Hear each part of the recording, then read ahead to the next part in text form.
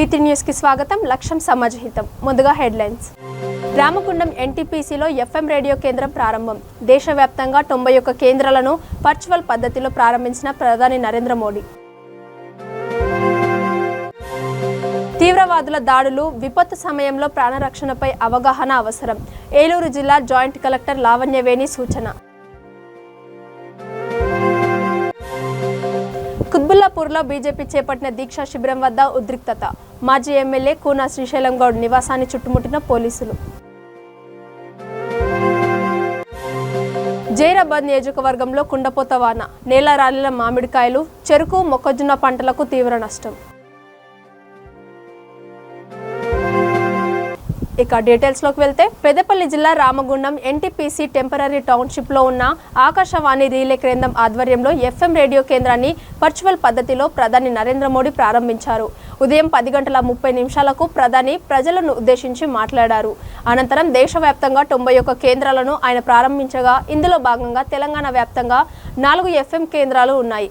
ఈ సందర్భంగా Ramagundam temporary టౌన్షిప్లోని radio Akashvani రీలే కేంద్రంలో డైరెక్టర్ మణి మంజరీదేవి, జిల్లా కలెక్టర్ సంగీత సత్యనారాయణ, మాజీ ఎమ్మెల్యే సోమారపు సత్యనారాయణ, బీజేపీ శ్రేణులతో పాటు ఆకాశవాణి సిబ్బంది పాల్గొన్నారు.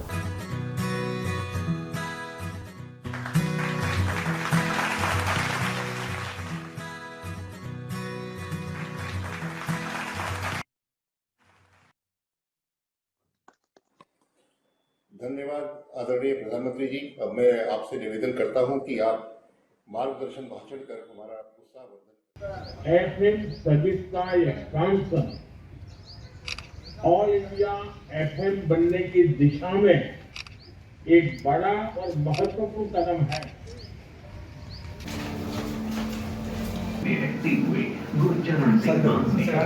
हमने लगा कि हम मुझे बच्चे से 2 साल बड़े थे और हमारे टीचर ने, हमारे माँ बाप ये समझे थे कि हमारे पास जायदाद है, जमीन खुली है, हम बच्चे को नहीं पढ़ाएंगे, इसके लिए हम 2 साल स्कूल में ले।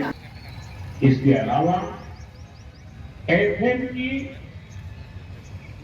जो इंफोटेनमेंट वैल्यू है वो तो होगी, बात रेडियो और FM की होती है। तो हम जिस पीढ़ी के सबका रिश्ता एक भावुक श्रोता का भी है, और मेरे लिए तो ये भी खुशी है कि मेरा रिश्ता एक होस्ट का भी बन गया। अभी कुछ दिन बाद ही मन की बात का ये अनुभव से इस तरह का भावनात्मक जुड़ा केवल रेडियो से ఈ రిలే స్టేషన్ని మనకి త్రూ అవుట్ ద కంట్రీ ఒక 91 స్టేషన్స్ని గవర్నమెంట్ ప్రధానమంత్రి గారు ఇవాళ వర్చువల్ ఇనాగ్రేట్ చేయడం జరిగింది. దాని భాగంగా మన తెలంగాణలో ఒక 4 స్టేషన్స్ వీ హ్యావ్ రిసీవ్. దాంట్లోనే మన పెద్దపల్లి జిల్లాకి సంబంధించి రామగుండంలో ఒక relay station which covers almost 20 kilometers of our district ఒక రిలే స్టేషన్ ప్రారంభించుకోవడం జరిగింది. అండ్ ఈ ఇనాగ్రేషన్ ప్రధానమంత్రి గారి ద్వారా ఒక వర్చువల్ మోడ్లో we have got it done. All India Radio team అందరూ కూడా ఇక్కడ ఉన్నారు. ఈ రిలే స్టేషన్ని ప్రారంభించి it will be continue. So my best wishes to the All India Radio team. Thank you.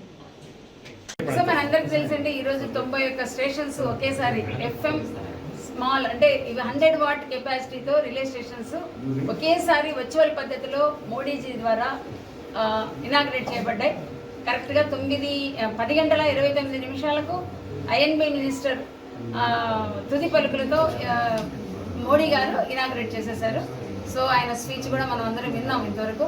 So ఆయన ఉద్దేశం ఏంటంటే అన్ని ప్లేసులకు మన ఆల్ ఇండియా రేడియో ప్రోగ్రామ్స్ వినాలని. ఎందుకంటే మన అందరికీ తెలుసు, చిన్నప్పటి నుంచి మనం ఆల్ ఇండియా రేడియో అంటే చాలా ఇష్టపడతాం. అంటే విజ్ఞానానికి కానీ వినోదానికి కానీ ఎలాంటి ప్రోగ్రామ్స్ అయినా అన్ని మిక్స్డ్గా ఉంటాయి. అన్నిట్లో కూడా మన మంచి దీంట్లో అంటే ఆనందించాము, విన్నాము. కానీ ఈ మధ్యకాలంలో మనకు కొంచెం ఈ స్టేషన్స్ అన్ని వైండ్ అప్ అవ్వడము అలా జరుగుతున్న టైంలో మోడీ గారు ఒక మంచి డిసిషన్ తీసుకున్నారు. ఈ ఆల్ ఇండియా రేడియోను ప్రతి ఒక్క చిన్న మారుమూరు గ్రామానికి కూడా అందాలన్న ఒక మంచి ఉద్దేశంతో 91 స్టేషన్స్ను ఒకే రోజు వర్చువల్ పద్ధతిలో ఇనాగ్రేట్ చేశారు. దానికి మనం కూడా ఒక విట్నెస్. అంటే మనకు కూడా ఈరోజు మన స్టేషన్ కూడా ఆన్ అయింది. ఈ రామగుండం ప్రజలు కూడా ఈ యొక్క ఆల్ ఇండియా రేడియో ప్రోగ్రామ్స్ని విని ఆనందిస్తూ మమ్మల్ని ఇంకా ఆదరించాలని రామగుండం నియోజక ప్రజలకు శుభాకాంక్షలు. ఈరోజు నరేంద్ర మోడీ గారు దేశంలో 91 FM రేడియో స్టేషన్స్ను ఈరోజు 10:39 ప్రారంభించడం జరిగింది. దాంట్లో తెలంగాణలో వచ్చే 4 రేడియో స్టేషన్స్ కూడా రామగుండం కూడా రావడానికి మరి నరేంద్ర మోడీ గారికి రామగుండం ప్రజల తరఫున ధన్యవాదాలు తెలియజేస్తున్నాం. మనందరం ఒకప్పుడు టీవీలు రాకముందు రేడియోని చాలా ఎంజాయ్ చేసేవాళ్ళం. ఎట్లాగైతే టీవీలు వచ్చిన తర్వాత ఈ రేడియోలు దూరం అయిపోయినాయి. కానీ టీవీ ద్వారా ఏం జరుగుతుందంటే మనం ఒక దగ్గర కూర్చొని చూడాల్సిందే. మన ధ్యానం అంతా టీవీ మీద కానీ సెల్ ఫోన్ మీద కానీ ఎక్కడో ధ్యానం ఉంటే తప్ప మనం దాన్ని పూర్తిగా వినలేము. దాంతో చాలా టైం మనకు పోతుంది. కానీ FM రేడియో ద్వారా మనం పని చేస్తూ మనం సమాచారాన్ని తెలుసుకొని ఎంజాయ్ చేసే అవకాశం మనకు ఉంటుంది కనుక మళ్ళీ ఒకసారి రేడియోస్ ఈ మధ్యన సెల్ ఫోన్స్ వచ్చినప్పటి నుంచి ఇది మళ్ళీ పాపులారిటీ పెరిగింది.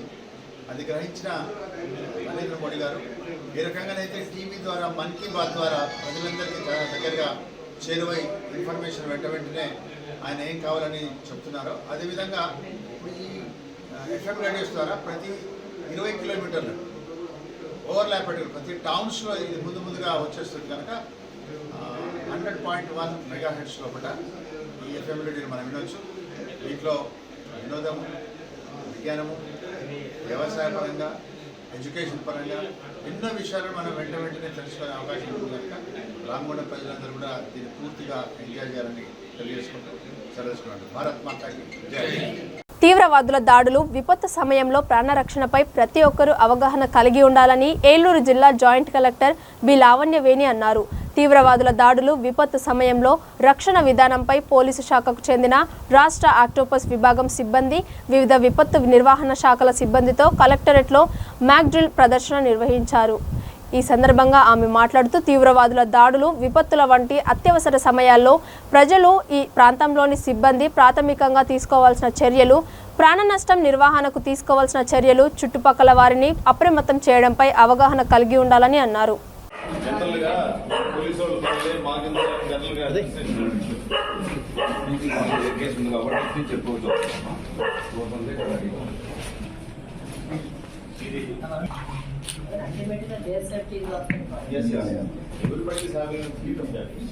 ఇదంతా మనం పిలిపించాక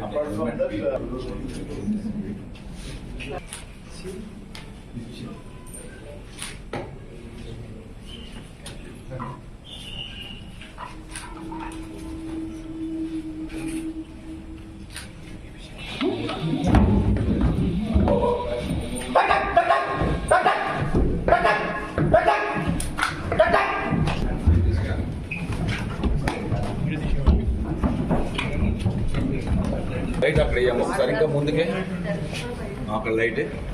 that is the way to clear. Madam ఒకసారి చూడండి హౌ టు క్లియర్ అన్నది మీకు ఒక కమాండ్ ముందుకెళ్ళాము. మేడం వస్తారు, లైట్ వేయండి మీరు. లైట్ చెప్పారంటే వెనకాలోడు ప్రొటెక్షన్ కోసం వెనకాల సేఫ్ వెళ్తానే ఉంది. అక్కడి నుంచి క్లియర్ వద్దు అన్న క్లియర్గా వస్తుంది.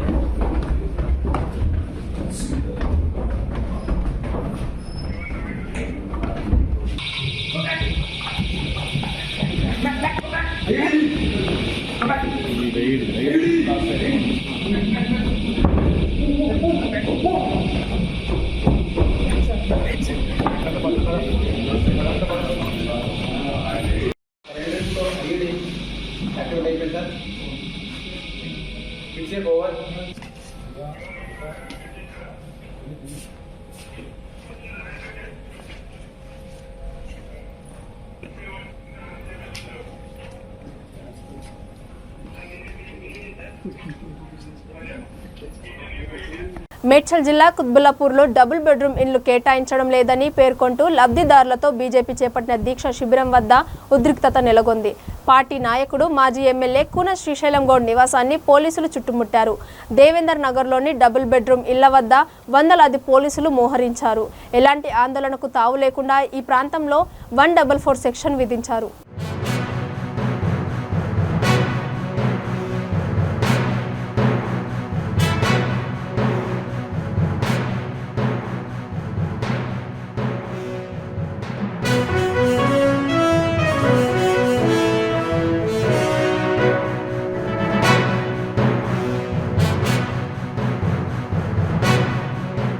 సంగారెడ్డి జిల్లా జైరాబాద్ నియోజకవర్గంలో కుండపోత వర్షం కురిసింది. ఈదురుగాలులతో కూడిన భారీ వర్షం రావడంతో మామిడికాయలు రాలిపోయాయి. మొక్కజొన్న చేను, చెరుకు పంటలు నేల కొరిగాయి. మొగుడంపల్లిలో 9.6 సెంటీమీటర్ల భారీ వర్షపాతం నమోదైంది. చేతికొచ్చిన పంటలు నేలపాలు కావడంతో రైతన్నలు ఆవేదన చెందుతున్నారు.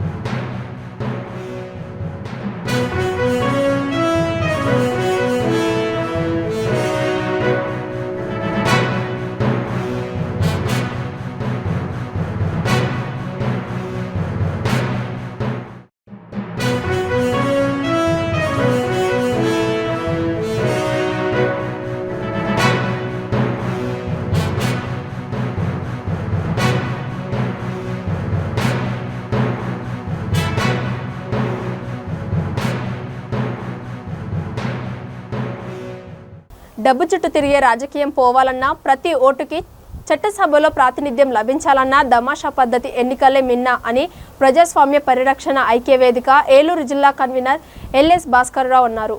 మండలంలోని భైరవపట్నం గ్రామ సచివాలయ ఆవరణలో సర్పంచ్ పి సామ్రాజవాణి అధ్యక్షతన తన పౌరులకు ఓటు హక్కు, ఎన్నికల విధానంపై ఐక్యవేదిక మండల శాఖ ఆధ్వర్యంలో అవగాహన సదస్సు నిర్వహించారు. ఈ సందర్భంగా ఆయన మాట్లాడుతూ, మన దేశంలో పాస్ట్ ది పోస్ట్ పద్ధతిలో ఎన్నికలు జరుగుతున్నాయని, పోటీ చేసిన అభ్యర్థుల్లో ఎవరికి ఒక్క ఓటు తక్కువ వస్తే వారు గెలిచినట్లే, మిగిలిన వారు ఓడినట్లేనని, ఈ కారణంగా ఓడిన వారికి వచ్చిన ఓట్లకు విలువ లేకుండా పోతోందని అన్నారు. ఒక్క ఓటు ఆధిక్యత కోసం అభ్యర్థులు కోట్లు ఖర్చు చేసి అధికారంలోకి రాగానే మరిన్ని కోట్లు దండుకోవడం అలవాటుగా చేసుకున్నారని అన్నారు. మనకు జరుగుతున్నటువంటి ఎన్నికల విధానం FPPO ఫస్ట్ పాస్ట్ పోస్ట్ అంతేనా? అది ఆ ఎన్నికల విధానం జరుగుతుంది. అంటే మనకు అర్థం కావడానికి ఏంటంటే మెజారిటీ ఓటు, ఒక్క ఓటు మెజారిటీతో ఎన్నికల్లో గెలవడం అంతేనా అమ్మా? ఒక్క ఓటు మెజారిటీ ఎన్నికల్లో గెలుస్తున్నారు అభ్యర్థి అంతేనా? ఒక్క ఓటు మెజారిటీతో ఎన్నికల్లో గెలిచి వాళ్ళ అధికారాన్ని ఎమ్మెల్యేగా కానీ, ఎంపీగా కానీ, సర్పంచ్గా కానీ అంటున్నారు. అయితే ఈ యొక్క విధానం వలన హలవ ఓట్లకి డాక్టర్ బాబాసాహెబ్ అంబేద్కర్ కూడా ఓటు హక్కు ఇచ్చినప్పుడు అన్ని ఓటులకి ఇల్లు కావాలన్నాడు.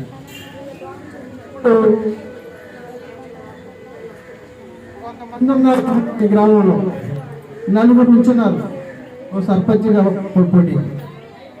నలుగురికి ఒకరికి 24, 20, 30 ఇట్లా వచ్చినాయి అనుకుందాం.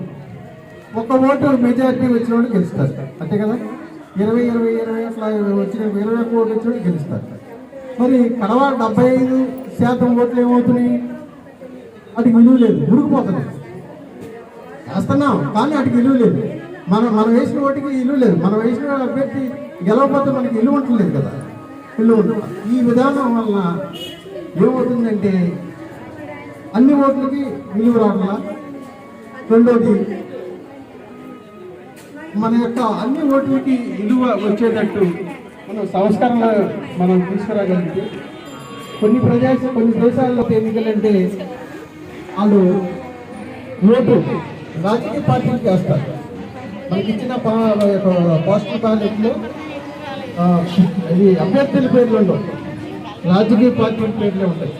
బీజేపీ, కాంగ్రెస్, ఇంకో పార్టీ ఉంటాయి. మనం ఎవరికి ఓట్లు వేస్తాం? అందులో పార్టీలకు తెలిసింది అందరికీ. మనకు జరుగుతున్నటువంటి ఎన్నికల విధానం FPPO, ఫస్ట్ పాస్ట్ పోస్ట్, అంతేనా? అది ఆ ఎన్నికల విధానం జరుగుతుంది. అంటే మనకు అర్థం కావడానికి ఏంటంటే మెజారిటీ ఓటు, ఒక్క ఓటు మెజారిటీతో ఎన్నికలతో గెలవడం, అంతేనా అమ్మా? ఒక్క ఓటు మెజారిటీ ఎన్నికల్లో గెలుస్తున్నారు అభ్యర్థి, అంతేనా? ఒక్క ఓటు మెజారిటీతో ఎన్నికల్లో గెలిచి వాళ్ళ అధికారాన్ని ఎమ్మెల్యేగా కానీ, ఎంపీగా కానీ, సర్పంచ్గా కానీ అంటున్నారు. అయితే ఈ యొక్క విధానం వలన కడవ ఓట్లకి డాక్టర్ బాబాసాహెబ్ అంబేద్కర్ కూడా ఓటు హక్కు ఇచ్చినప్పుడు అన్ని ఓటులకి ఇల్లు కావాలన్నాడు ఆయన.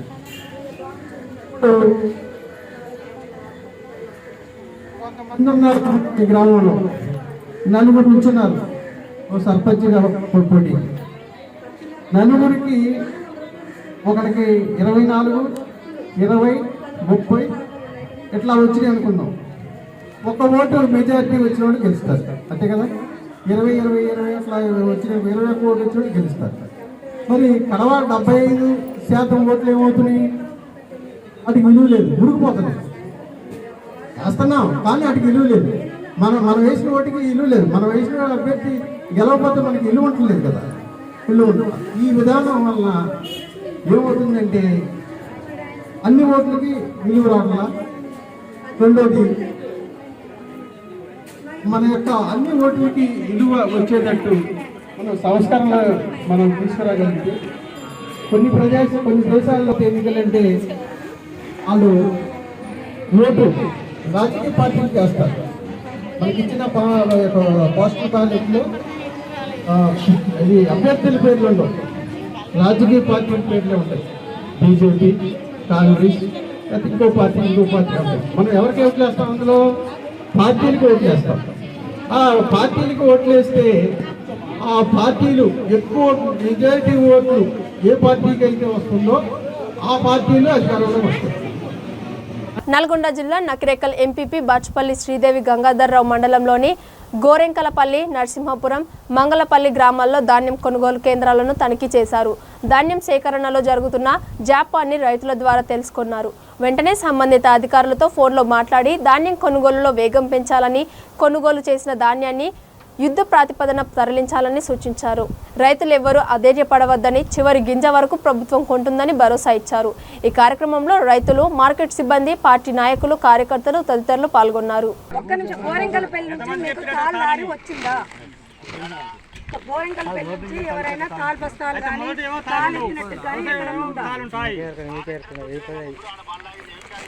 మిల్లాయన్ నెంబర్ పెట్టాను.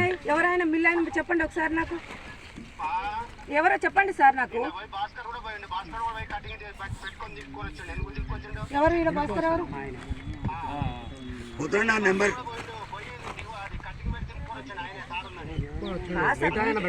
ఏం చేస్తాం?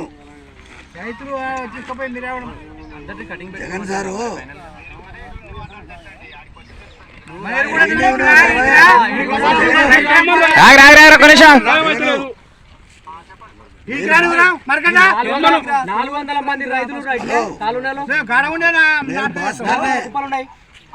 నేను పోయినా నువ్వు ఏ రైతుకి ఇచ్చావు మెషిని తాలోట్లు ఉన్నాయని ఒక్క నిమిషం బోరింగల్పల్లి నుంచి మీకు తాల్ లారీ వచ్చిందా?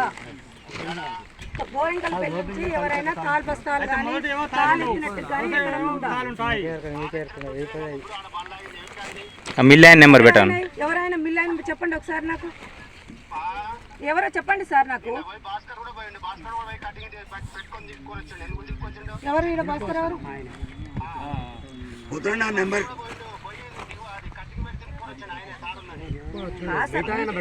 ఏం చేస్తాం జగన్ సారు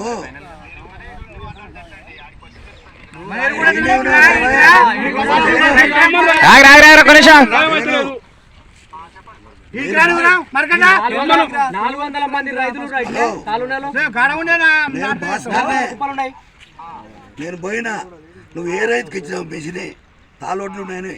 ఏపీలో వెలువడిన ఇంటర్ పరీక్షల్లో తప్పడంతో విద్యార్థిని బలన్మరణానికి పాల్పడింది. విశాఖలోని మల్కాపురం పోలీస్ స్టేషన్ పరిధిలో త్రినాథపురంలో ఆత్మకూరి అఖిల అనే విద్యార్థిని ఈ ఘాతుకానికి పాల్పడింది. మృతురాలు గాజువాక శ్రీ చైతన్య కళాశాల విద్యార్థిని అని తెలుస్తోంది.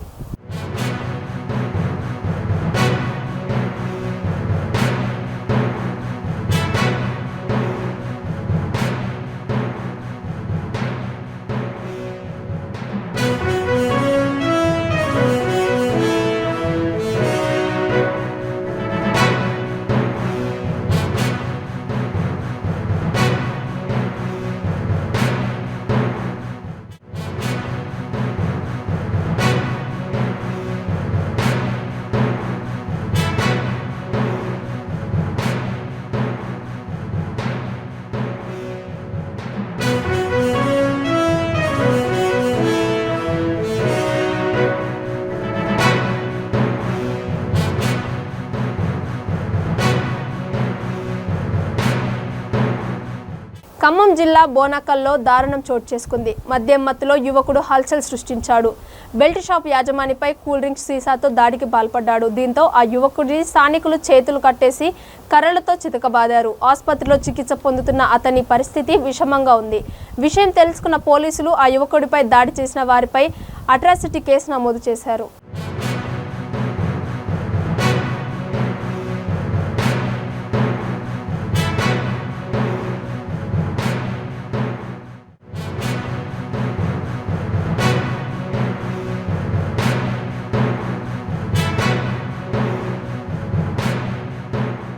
విశాఖలో అగ్ని ప్రమాదం చోటు చేసుకుంది.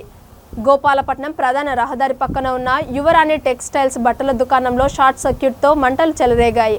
అగ్నిమాపక సిబ్బంది ఘటనా స్థలానికి చేరుకొని మంటలు అదుపు చేశాయి.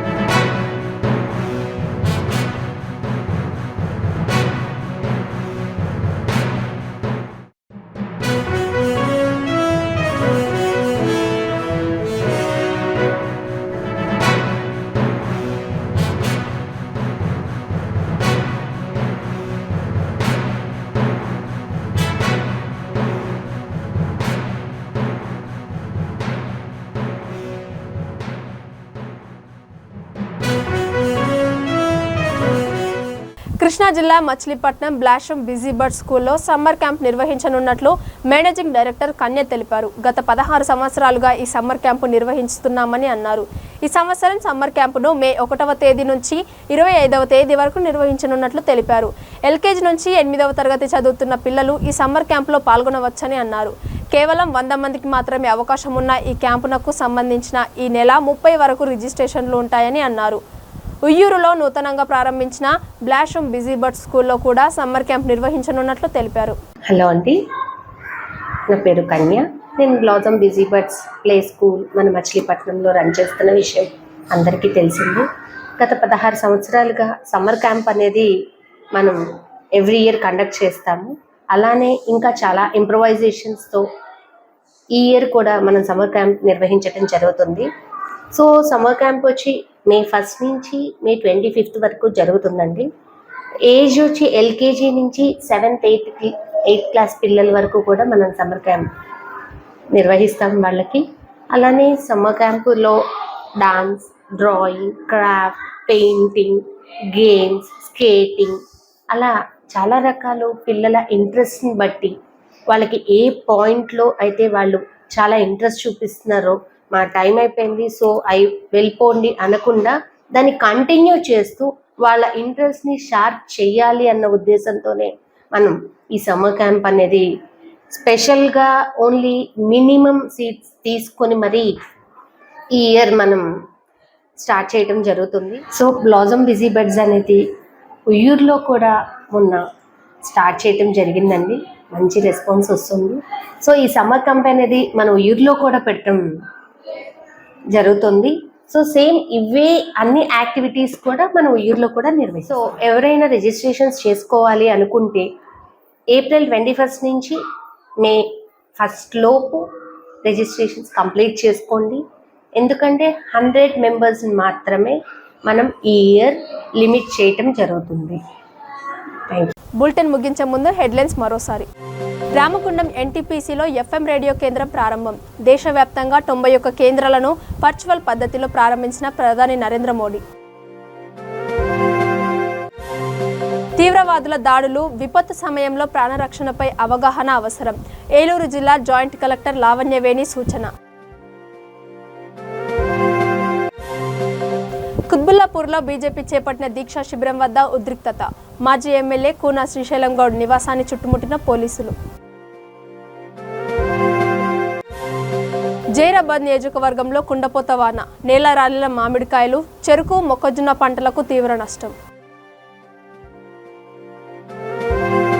చూస్తూనే ఉండండి V3 న్యూస్. లక్ష్యం సమాజ హితం. నమస్తే.